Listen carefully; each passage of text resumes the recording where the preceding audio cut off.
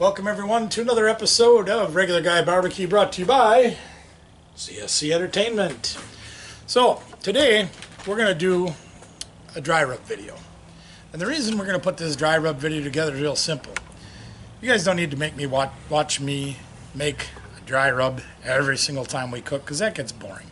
And let's face it, the most important thing about a dry rub is you put on what you like. We do things a little more complicated just because we're weird and we like things to be different and unusual than what everybody else does. But if you want to make your dry rubs out of salt, pepper, garlic, and just leave it at that, you're good. You can do that. So, what do you say we get started, shall we? All right. We've got our ingredients set out on Franken-Card here, and we're ready to get started. And I'll go through each one as we go and do this. Well, now, this particular dry rub that we're going to make, I'm going to primarily use on pork. And with porks, I like to do sweet and heat, like we do with a lot of our dry rubs. But this one, I primarily like to use for pork. So we're going to start, and we're going to make a lot of it, because we got a big cook coming up this coming weekend where we're going to make a lot of food for people. So we're going to make this big, okay? Okay. We're going to start with our brown sugar. I don't use brown sugar on poultry. I don't use it on beef so much, but I sure do like it on my pork. So there's about, what do you say, a cup and a half or so of the brown sugar? Sure. It's kind of a lot, but that's all right. We like brown sugar. It's a good base. Yeah, it's a great base. We're going to try to de-lump it just a little bit, so we don't have to de-lump it once we're getting done. Okay. My favorite, garlic powder. And again, you add as much or as little of these things as you like. If you're making a big batch like I am, you're going to use a lot. You don't have to use a lot. We're going to add quite a bit of garlic powder because we like garlic. You guys know that, right? Here's some garlic. And normally I don't add a lot of salt to things, but when it comes to doing pork, I like to add a little bit of salt just to help sweat the meat a little bit as the dry rub goes on. So we're going to probably add a good maybe 2 tablespoons with our fancy grinder and our pink Himalayan salt. Always pink Himalayan. Always pink Himalayan. That's what we use. If you like sea salts, you use your sea salts. If you like kosher salts, use your kosher salts. Whatever works the best for you. You like using the salt of your enemy's tears? You can always dry out your enemy's tears and use the salt of those. Yes, absolutely. They don't judge. And this is a coarse grind that we're using. Not a big deal if you do it any other way. You can use table salt if you want. That's fine. This does help with the flavor, even though with my bad picker, I'm not supposed to eat much salt. This is going to help us sweat the meat a little bit. By the time you spread it out across the entire meat. Exactly. Here's a little ground white pepper.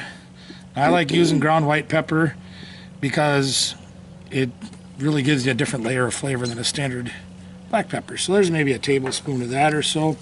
And of course, we got handy dandy 25-cent grinder from the garage sales, and we'll probably... It looks like a hoity-toity one. It's a hoity-toity, yes. Yeah. You can use the stuff that's already pre-ground. We like to use ours ground as we go.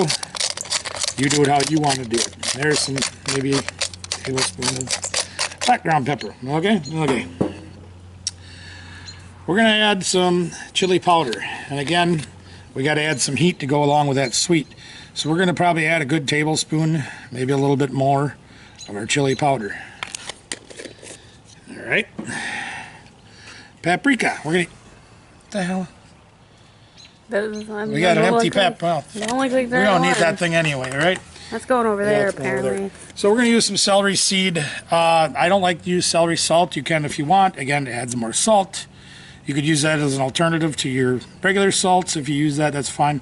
This is celery seed, and again, tablespoon or so. I'd probably go a lot less if I was making a regular batch of dry rub, but this one's going to be huge, so there it is.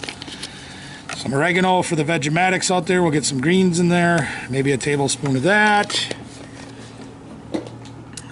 Coriander, we like coriander. Probably going to go maybe a teaspoon or maybe 2. Again, we're making a big batch, so we go with a little bit more. Marjoram leaves, more veggie stuff, tablespoon or 2, or teaspoon or 2 rather. Turmeric. We like turmeric because it adds a little bit of color to your food, so we're going to probably add a tablespoon of that. It's a pretty yellow. It's a pretty yellow. It does add a nice color to your food. Ground ginger, because ginger goes good with everything. And again, tablespoon or so. Another reason we use ground ginger so much in our dry rubs because we do add a lot of ginger to our marinades. So flavor with flavor, right? Ground mustard, tablespoonish. I get so precise with my measurements, don't I? Down exactly. Crushed red pepper. Again, little texture, little heat, little flavor. Maybe a tablespoon and a half, maybe 2. Sage. No idea why, but there's maybe 2 teaspoons. To the Tuesday. I don't know. Because it's Tuesday. It's actually Wednesday recording this. Yeah, we're on Wednesday already, aren't we? Basil leaves, more veggie stuff. 2 teaspoons, maybe a little bit more. Here's some ground cumin.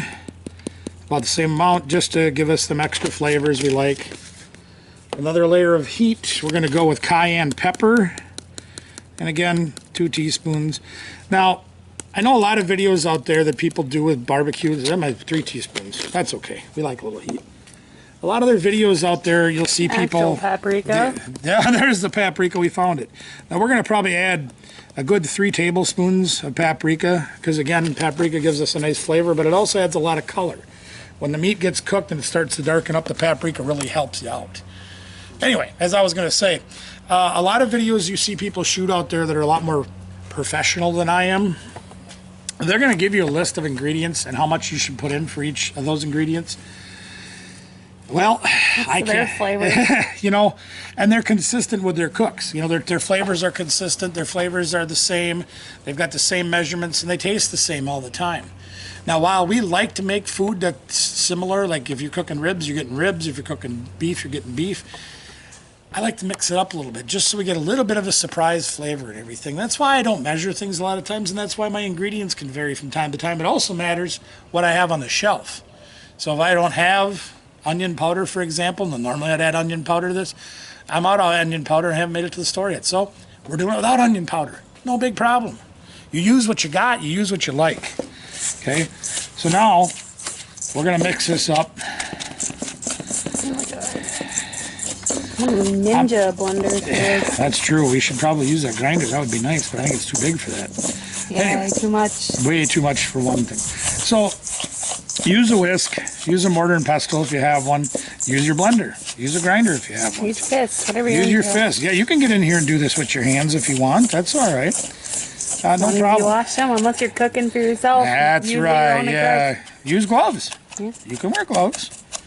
I Whatever prefer. to your taste. Usually when I'm mixing these by hand, I wear baseball gloves, but you know the Wait, mitts get a little big. And See, that's where you get the salt of your enemy. the for salt of your yourself. enemy's tears comes from your baseball glove. No, when you Oh, with your hand.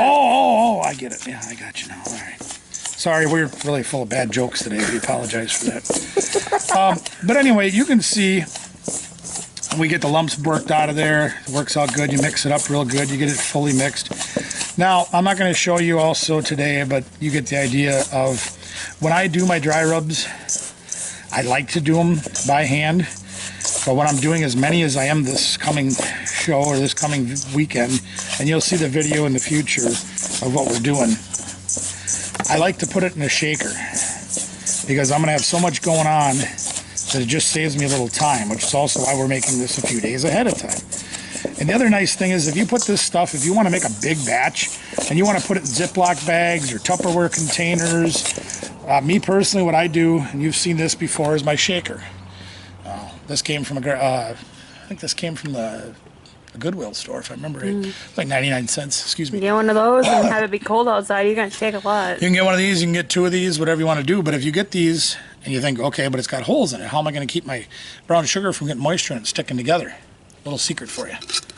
Take the top off, put your plastic wrap over the top, hold it on with this, and you're sealed. That's good for weeks or maybe even months. Okay? Yeah. Tupperware works good. Ziploc bags will work good if you want to put the plastic bag. It seals it up. Exchange battery. That's right. So our battery died on our camera. Not a big deal. We just whip out another camera, right? All right.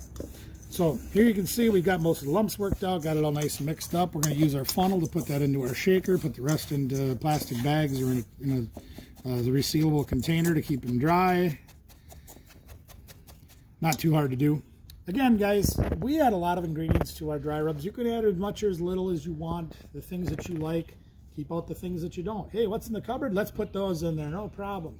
But we do recommend a basic salt, pepper, garlic mix for any dry rub you're doing. It works good on poultry. It works good on fish. It works good on steaks. It works good on any kind of barbecue you're doing. It really does. We just add a lot more goofy stuff to it because we like to taste things that are just a little bit different than the regular Joe stuff. All right, so I want to say thank you very much for joining us on this video. Don't forget, if you like what you see, put a like on there. But add a comment if you got something you want to ask or if you want to say about what we're doing. If you like what you see, if you got some suggestions, put them in the comments. We'll read them, hopefully. Don't forget to subscribe to the channel. We'd love to have you subscribe and be a part of the Regular Guy Barbecue family. And don't forget to hit that notification button. That way, every time we put up another video, you're going to be the first to know. You can be the first to watch. Thanks for joining us. We'll see you next time here at Regular Guy Barbecue.